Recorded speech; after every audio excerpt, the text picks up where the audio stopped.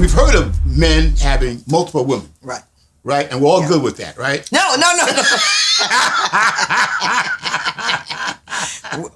not your favorite couple when it comes to that. Your nails. You're starting to draw blood. See that? You're on camera. You can't do what you normally do. Look at that. No, we're not good with that. Go ahead. You have an antiseptic, man? Lord have mercy.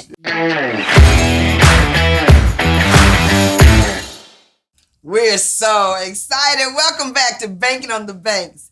I am thrilled about joining you guys today because we're your favorite couple. My name is GLORIA Banks. And I'm Ken Banks. You can find me on Instagram. You can find him on Instagram. We're excited to be with you guys today. That sounds great. What are we talking about today? Well, I'm excited because in a little while, we're going to be taking off for Greece. We're taking a cruise to the Greek Isles, and we cannot wait. How long are we going to be gone for? We're going to be gone 10 days. 10 days. We're going to be gone 10 days. We're going to fly into Venice. Yep. Board a cruise ship in Venice. Yes. And then we're going to be on the Adriatic Sea, between Italy and Croatia and Montenegro and all that. And we're going to stop at Croatia in a city called Hvar, and then going down south to Montenegro and stop at Kotor. And then from there, go around the Horn to Santorini and Mykonos. Yes. And then land in Athens and then fly back home. We were trying to extend it. But what happened? We were going to go to Jordan and to Israel. Yes. But then, the problems in Israel right now, we decided not to do that. So we're going to do that 10 days and then head on back to the States. So that's going to be a trip that we're looking forward to. One of the things I love about us is how you are great in your lane and how I'm great in my lane. Now, if they asked me where we're going, I was like, we're going to Greece and several places around that area. He can mouth off all the places, where they are, how they come together. That's why we have such a good time, because we really partner with each other. I stay in my lane, you stay in your lane. I was very impressed with that. Very impressed. Well, very good. Yeah, very I was good. very impressed. So that's something we're heading to do. What else is going on? Well, we're going to do... Let's talk about going away for 10 days last month. Yes, we did. Oh, my gosh. West Virginia. West Virginia. We went to West Virginia to Harper's Ferry. Right. And I really have never spent any time in West Virginia. Of course, heard about West Virginia, the Appalachian Trail. That's it, right? Appalachian would be Appalachian maybe Trail. A little closer. Okay, the Appalachian Trail. And that was beautiful. We had a great time. We had a log cabin there. Yep. Really went and really rested and relaxed. We How did. Was your time? I think it was a retreat for us. We needed to kind of collect, re-energize, reorganize, meditate. We spent a lot of time in meditation, a lot of time, just talking and we brought all our food with us almost. The food lasted 8 days and we were there for 10. So we didn't have to go out to do anything for the first part. And so it was really a great time to kind of calm down, relax, and, get to talk. Yeah. Plan some of the things we were going to do in the future. I mean, I had got hit with COVID, it was COVID the prior month. And then hit again. Mm-hmm. And I was just exhausted. I did not know I was exhausted. I didn't know I was exhausted. So when he said, let's go away, and it wasn't that far from our house, and we could travel there, it was awesome. But not often have we taken the time to just really retreat and really just stop. And nobody was there, just the two of us. It was amazing. It was beautiful. It was amazing. Right. We limited our telephone use greatly, and no TV or very little TV and of that nature, and so did bought some slow on social media just a little bit. Yeah. Exactly. So that was great. What else is going on? That was great. It was great. Well, we got a big month coming. This is going to be a busy month. We got coming. We have Greece, and then we have Punta Cana, and then we have Miami, and then we have. Let's see. I think we have Mexico after that. Cancun, Mexico. We're going to go on another meditation retreat. Yes. With Dr. Joe Dispenza. Yeah. And we've been on several before. It's a 4-week, and it's about 35 actual hours of meditation during this week. Actual meditation, and I'll never forget you. The earliest one starts at 4 a.m. Right? Yeah. And it lasts for 4 hours and 45 minutes or something like that. I mean, it's just. You'd be surprised, but after the 4th or 5th day, you're so zoned into that. It's just amazing. And so there's 35 hours of actual meditation, and there's another 20 hours of class time. That kind of. But it's really amazing. I think it's changed our lives, and so we will return to Mexico, and then we're going to Martha's Vineyard. Martha's Vineyard. Martha's Vineyard with the grandkids. I mean, it's just jam-packed, and that just takes us to June. I mean, just boom, boom, boom, boom, boom, boom, boom, boom, boom. So it's going to be great. We're looking forward to the time together. We're looking forward to the growth together. And we talked about that. We talked about just making sure. I think one of the things that we do really well is talking about as we go through changes, as we go through growth, we talk about very intentional about growing together, paying attention to each other, paying attention to what one person wants, and we grow together. And a lot of people have asked about that. And I want to say that I'm very proud of my wife, and she's been in the gym like crazy in the gym, man. I was like, whoa, I better step up my game. Please. She was crazy in the gym, seeing her personal trainer, going seems like every day. Went today, going tomorrow. It's a lot. Right? It's a lot. But you're my inspiration because he works out so much. So I cannot go to Greece and not have worked out. And a birthday's coming up for him. Yep. So I always like those kind of events where I'm required by myself to look the best I can. Then we're going out tomorrow night. Yeah. Oh, we're going to a concert. We're going to a concert Tell them tomorrow about the concert night. we're going to. We're going to see New Edition. Yes. Keith Sweat. Yes. And Guy. Yeah.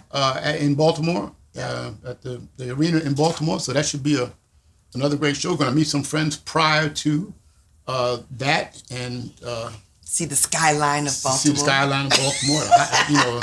At a bar that's up high, you kind of look over, and then we'll head over to the event. And then afterwards, who knows? Maybe something else afterwards. But should be a nice night tomorrow. So, we're enjoying life. And I say this, I'm saying all these things because, I've had conversations with friends, and lots of people want to retire, and perfectly understandable. You're doing something for 20, 30, 40, 50 years, and you want to say, you know what, I'm tired of doing that. And then there's two groups, though. There's two groups of people that retire.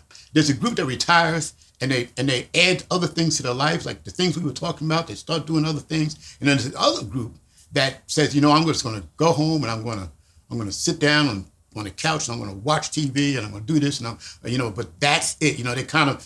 They lead a sedentary life. Mm-hmm. And so we want to encourage people that when you get to be a certain age, whatever age that is, you got to keep moving. Because I should say whatever age, because there's people in their 20s and 30s that don't move. That are sitting at home not doing anything, and especially the children. The children, doing this all day long is not healthy. It's not good for them, and so. The body's got to keep moving. The body's happy when it's moving. When the body sits still, it realizes that I don't have to do anything. I don't have to improve. I don't have to have more energy. I don't have to, reduce my weight. I don't have to increase my ability to my endurance. I don't have to do any of that. And so I can just shrink. I can just shrink and then become a mental being. Become a mental being and not a physical being, but it's not good for the body. Mm-hmm. And eventually the body decays. Much more quickly than and the mind decays quickly. That's the correct. conversation decays. Your vision on your outlook on life decays. I mean, the conversation that you can have with people gets shrunken. And I've seen this a lot with people who start to slow down, and that what happens? Their vision for the possibilities of the future gets cut off, and so their imagination starts to shrink, and their conversation starts to shrink, and then their circle of excellence starts to shrink. The people that they're hanging around, because they don't have things in common with other people, because their world becomes small. And if you make your world small, everything in your world becomes small. So stay big, stay excited, stay adventurous. Right, it makes the a difference. vision for the possibilities of the future. Yes. I like that. That's good. We're gonna put that on something. We're gonna sell it back there. Vision for the possibilities of the future, because you gotta see yourself in a different future. Yeah. Right? You gotta see yourself where you're gonna be. If you don't see yourself where you're gonna be, you'll never get there. You can never get there. You can never get there. It's like a rudderless ship. Right. We talk about that a lot. We talk about, in fact, when we were in Harper's Ferry, we talked about my imagination. And Gloria, you need to grow your imagination. And he started asking me questions, and I started thinking about it. I want to have a bigger imagination. There's more to learn. There's more to accept. And so I always challenge myself, and I challenge other people to think beyond the box, because there's a lot more beyond the box, and it's a lot more exciting when you get beyond your comfort level. Right. Okay. That's good. What else we got to talk about today? We're talking about relationships, right? Yes, we're talking about relationships. And so, we've gotten some questions about relationships. I guess we'll talk about those. But there's this new thing that I became aware of. About Will Smith? Well, All right, we can talk about Will Smith. I wasn't going to talk about Will Smith, but we can talk about it. So let's talk about Will Smith. Okay. And Jada. Okay. Right? All right. And Jada Smith. What do you think? So, what do you think about that whole situation? Tell me about that. Well, the whole situation at the Oscars. First, I thought it was bad. I did. I thought it was really bad. I thought it was really bad because of the way that they portrayed themselves as a couple. I thought it was really bad the way to see two amazing black men entertainers at the top of their game get that type of negative attention. I thought it was really bad taken away from a show that someone had produced and all the time for that. It was just so many things. And then it was the conversation for weeks and months about that situation. So there's not a lot I have good to say about that. And I thought it was really sad that on his night, that his emotions got the better of him. Right. And he got the award, but then he lost 10 years of attending the Oscars. Yeah. You know, that was really sad. And I just, so I think of so that night was that night, you know, he just kind of lost it, right? Just, you know, sometimes something hits you just, and you didn't think about it. You don't think, you just go, you just do it. But I think about what led him to that. You know, how did he get there? Wow. And, you know, how does a man get to the point where he can do that in front of, I don't know how many, 30, 40, 50 million, I don't know how many people watch the Oscars. Lots of millions, right, watch the Oscars. Forget about the after and the after. Yeah, you know, but I think, and I think Chris Rock said it in one of his, when he finally came out and talked about it. I think he said that as much as I was hurt, this is Chris Rock, he said, as much as I was hurt, he said, it's nowhere near the pain that Will felt when Jada did what she did to him on network TV, right? When she came out and she exposed that she was having an affair with her son's best friend, right? Or some friends, and she's going to tell him that on air in front of the entire world. I mean, how does that make you feel? You know, and you sitting there crying, she's just, you know, I just think that when that happens to you, you are traumatized to an extent that nobody can ever understand. Right. That trauma. Right. Why he didn't leave her, I don't know. You know, that's a whole nother thing. Right. But that trauma is something. Who can know what that would do to a particular person when that kind of thing can happen to you in a public setting, and you know, and such a deep emotionally rooted problem comes to the forefront, and the way it happened and what she, I mean, I'm just like, wow. And it's hard. It's hard to watch that. It's hard to listen to that. It's hard to see it. Mm-hmm. It's hard not to judge it. Oh my God. It's just hard to watch and not judge and think about where he was in his mind when he got to that point, in that moment, to do something of that caliber. And then his friends around him trying to come to his aid, but not come to his aid, not come to her aid, not come to their aid, you know, but to give them some space, yet it was just a hot mess. Everything about it was just a hot mess. And even me saying it was a hot mess is judgmental. I mean, I can't even articulate that without talking to someone else, and you become just judgmental just to talk about the situation. But I think your point is so important, that what led him to the point where he would do something that would grab his name and drudge it through years and years and years of work, that one of the most important things you remember about Will Smith is the slap. Is the slap, right. So, you know, but now talk about this. Yeah. You mentioned several times about not judging. Yeah. Where does that come from?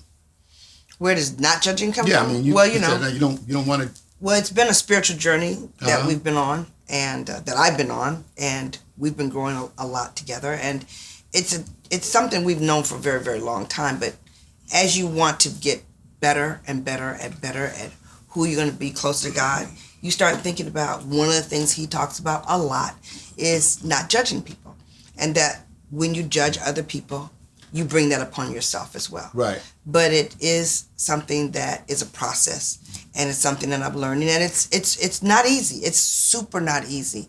and you end up judging yourself as well, even when you change. And with this journey of change that I've been going through, people have noticed. People have said things to me, and it's not easy. It hasn't been an easy change for me, but it's been a rewarding change for me. And so, how about you? Well, the same thing with judgment and in the spiritual walk, which we don't usually talk about, because not everybody wants to do that. But in our spiritual walk, one of the things we try to do, you know how it says surrender all, surrender to God, and it says it in the Bible in various different ways, etc. We're taught that kind of thing, but really, do we ever do it? How do you surrender everything? So any kind of situation comes up, somebody comes to you in a store and they got a little attitude, all of a sudden you're judging the situation, if you can immediately, boom. And so what spirituality would teach you that God is everything, everywhere, all at once, right? And so no matter what you see, it's God trying to work with you, right? And so when we judge it, when we put these barriers up, and we're trying to stop things from happening to us, we stop these people. We don't want them to cross. We don't feel the emotion. We react instead of acting from our source, our heart, our source, and then so we get caught up into the world. And I think what we're trying to do is extract ourselves from the problems of the world that everybody has, and we certainly have problems, but to look at them in a slightly different way. I think we'll just kind of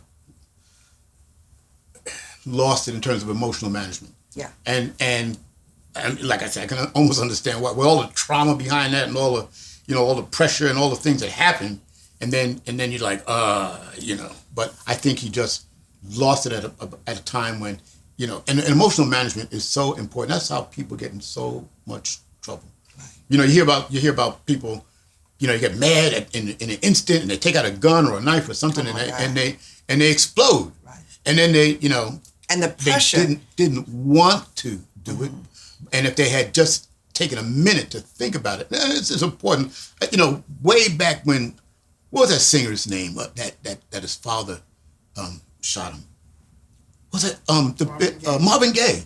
Oh, his father. Yeah. I mean, people probably don't even know who Marvin Gaye is, right?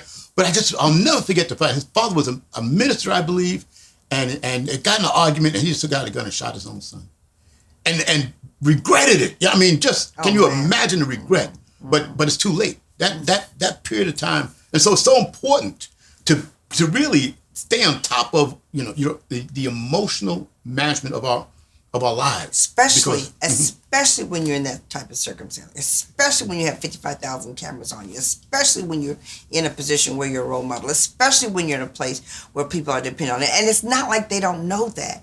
That's how much pressure is upon them that we can't even articulate with that. The pressure of Marvin Gaye's father, the pressure that Marvin Gaye might have been under, the pressure that Jada might have been under, the pressure that we put people under when they expect us to be a certain way and do a certain thing, and then to know that you're required to keep up with your emotional management. And let's talk about just driving down the street. You drive down the street, you lose your emotions. You miss the light. Oh, I missed the light, and all that dis-ease leads to disease. You know what I'm saying? So that emotional management piece is a very important part. And it's really critical when you talk about relationships. It is, because I've been meaning to talk to you about your emotional management. Yeah, I've been wondering about my emotional management, especially when it comes to you. To manage the emotion when it comes to you and the things that you say, and the number of times I have to count. 5, 4, 3, 2, 1. Respond. 5, 4, 3, 2, 1. Respond. Gloria. 5, 4, 3, 2, 1. There's methods. We need to teach methods on how to stay married for 26 years because of my strong emotional management, because I've learned to be that way with you. I'm a handful. You're a handful. You're a handful. I don't know what that means. I never understood that. Calm down. 5, 4, 3. Even just yesterday, today when we're getting ready, I'm running up and down the steps. Gloria, calm down. We get down here, I'm like, Ken, calm down. So, this is a great symbol for relationship. Yeah, right. Calm down. Just do this. Just do it. Yeah. Woosah. So what about that other thing that we saw that was trending? The trending. Couples? the polyamorous thing. Yes. Yeah. So we saw this video. Yeah. And it was a woman, and they got some kind of show coming up, and she apparently is married to 2 men, right? So she had her husband of 32 years, Her legal husband. and her spiritual husband of 10 years. And they've been married, and I guess living in the three of same them. house. The 3 of them. We don't know if they're living in the Well, same that's house. right. I didn't say that. So, but somehow, the 3 of them have a relationship. So we've heard of men having multiple women. Right. Right? And we're all good with that, right? No. We're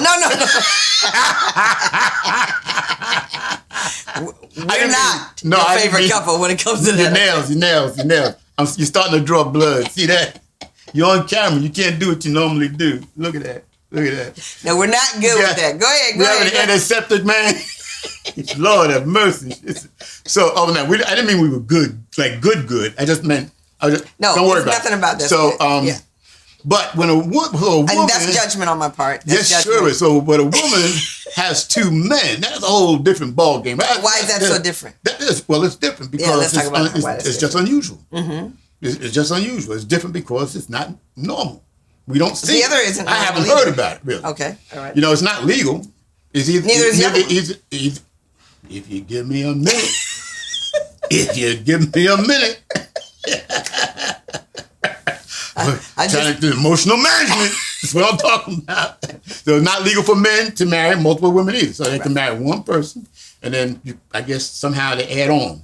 Add on, whatever it is. But it's not legal. In this country, it's not legal. Many countries, it is legal. Right. I don't know if a country was legal for a woman to marry multiple men, but it doesn't matter. So what do you think about that? What do you think about that in our relationship? I'll let you know what I think about it. But what do you regardless of what I think regardless of what you think about it. But what do you think about, a woman having 2 men? Okay, so first, when you ask me that question, you think about, what do you think about it and not judge people at the same time? Okay. That's a thought. But I can honestly say that I've never been in a conversation with anyone who's made those choices. I don't know anybody who's made those choices. I personally can't imagine how that would work. I know that it wouldn't work from my heart, the way that I see a relationship working. Mm-hmm. But I don't know. I mean, maybe that show's going to be sort of interesting to be able to articulate that. The way they talked about that he came home from work one day and he was explaining to her about his work wife.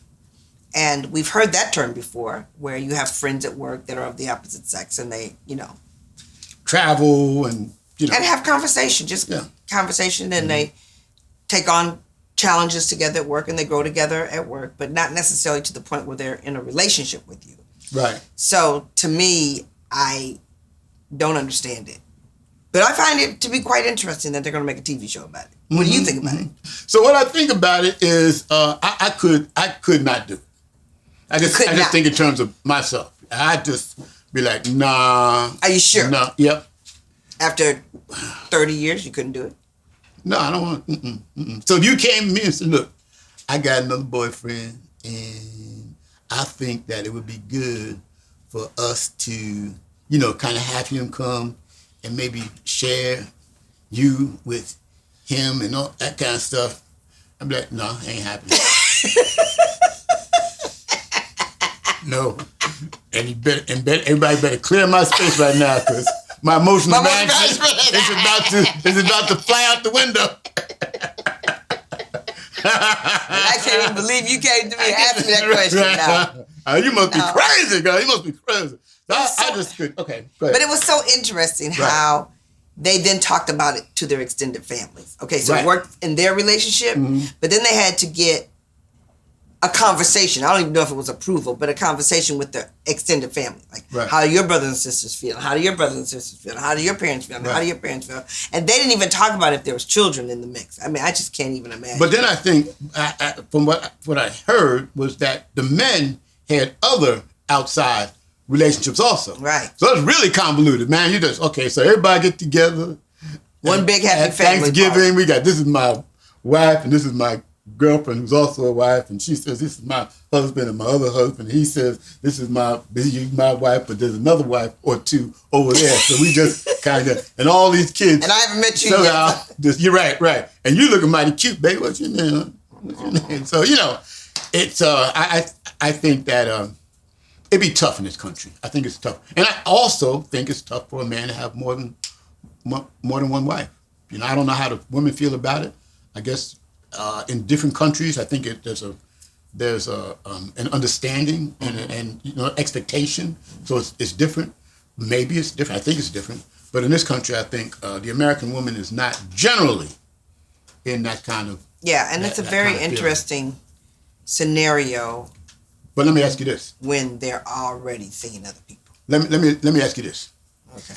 Because so in this country, in certain cities especially, the women outnumber the men by so much, right? Yeah. And I think in DC is one of the cities where women outnumber the men. Black women outnumber black men for 2 to 1, 3 to 1, something crazy, right? Right. And so there are not enough men going around in that city. So do you think that it would make sense or be helpful for a woman to say, you know what, I'll accept a man that has another wife?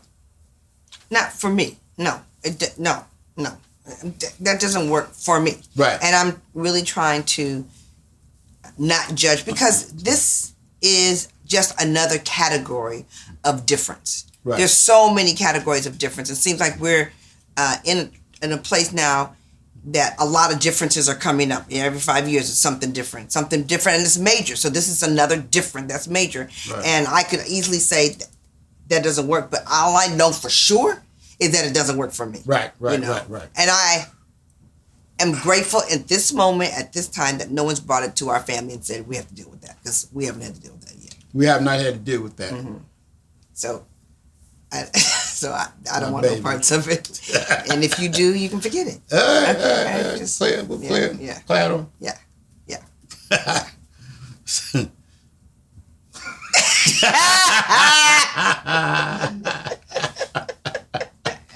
All right. So which one of your friends do you think would thrive in that environment? Which one of my friends would thrive in an environment where he could have multiple women? Or he would be with a woman with multiple men? So all of my friends could thrive in that environment. What I gotta do? I can have more than one? Really? I can. With all the responsibilities. Think beyond sex. All the responsibilities that come with multiple wives. I would honestly think that that it would be very difficult. I wouldn't want to do it. I just wouldn't, because I feel there's gotta be tension, right? There's gotta be tension. I don't want tension. I want to be black. I want to be comfortable. I don't want to, and so I can't imagine there not being jealousies going back and forth. Mm-hmm. You hear somebody having a great time. You like, damn, do I sound like that? I don't know. So next time you have sex, you be, wow! Wow! You be making all, why you making so much noise? You know what I mean? So. I said beyond sex. Yeah, but I slipped. I slipped back. Talking about sex. Finances, future, kids, family, responsibilities. All of the. It's a lot. Yeah, it is a lot. But we don't live in that world. And so I think that other people that look at our world might say, "Ooh, that's a lot." When you go in different cultures, you go like, "Oh, that's a lot." So, it's easy to say it would not work for us because we know us. Right. But I don't know what it works for other people. And if it works, and so the bottom line though, if it works for you, it works for you. Mm. We have I think that the situation I brought up before, so many men to women, or some places, the reverse is true. I mean, why not?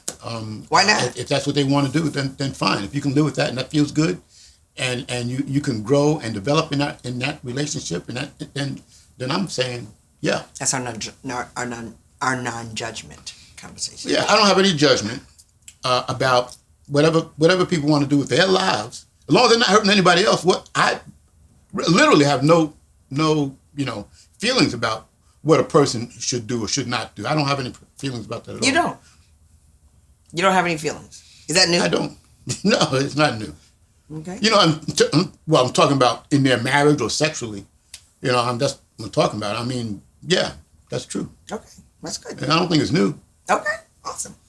Excellent. So I accept you. As you should. My standards are high, and you like them. Your standards are very high. You what is that called? When high maintenance. My baby's a high maintenance baby. So in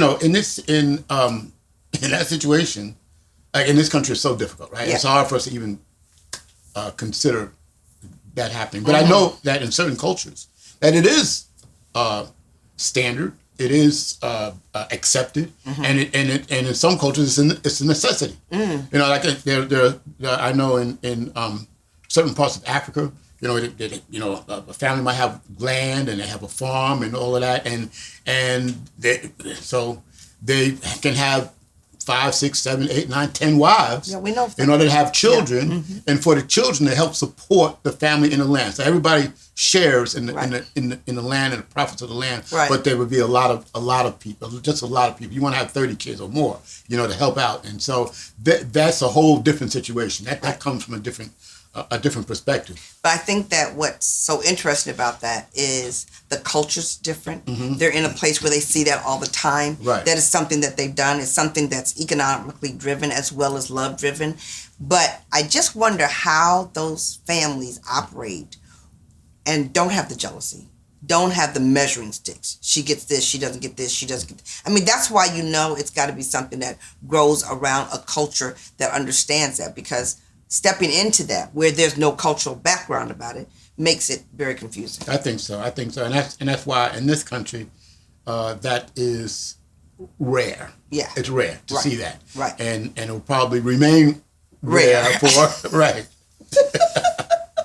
Yeah. But it is for very the foreseeable interesting. Future, right? It's very interesting to see how different cultures live, right, and how they've sustained and maintained and thrived in something that we can't even possibly imagine, but they are thriving in that environment. Right, exactly. Exactly. I'd say in this country, I think that times are changing, though. Yes. And times are changing, and I speak about this often. When I was young, growing up, one person, always the man, would work, and the wife would stay home, and there'd be children, and sometimes a lot of children. Yeah. And a woman would raise those children, and a man would work. And there was a defined split of responsibilities. But economically, things changed. Right. There was a time when one salary was enough for a family to live on. Right. And then and this is the economic decline of the country we live in. And so after a while, then now all of a sudden you need two. At least. Well, I'm saying you need two. So the 80s and 90s come along, you need two people to really help support the family. And then now, even with two people, right, it's so hard for some of the young people to get a foothold in life. Right. That's why so many young people are living with their parents, and they're not able to buy property and to move on and start their own careers. Forget about savings. Forget about savings. There's things and now with the inflation hovering so high and things costing so much money, and that it's taking any sort of disposable income has been eaten up by the money that's required for all the things that are necessary. Right. And there's just more and more money to go to that. So this is a very difficult time. So literally, we might see more of that sort of stuff happening just to get 3 or 4 salaries in a family situation, people living together so that they can survive. And so this is something over the next 20 years that might become much more prevalent than it is now. So we'll see. Yeah, when you say things are changing, things are changing. And so when things are changing, because they have to change, we have to all be open to what those changes might be. And so, as we talk to people, we try not to, and ourselves, we try not to get stuck. Don't get so stuck that you can't see what the possibilities are for the future. And you're going to resist some things, even though you try not to resist some things. But you're bringing up some very important concepts. Economics changed so many things that at one time were no way. that become welcome Dharm, because it makes life easier for everybody. Right. We're so glad that you joined us for this episode of Banking on the Banks, and we're so honored that you would follow us. We want to make sure that you follow us on YouTube and hit the subscribe button. We want you to follow me on Instagram at Gloria Banks, Ken. And me at Official Ken Banks on Instagram, and watch us on podcasts. Wherever you watch a podcast, check us out and subscribe. Thank you for joining us on Banking on the Banks.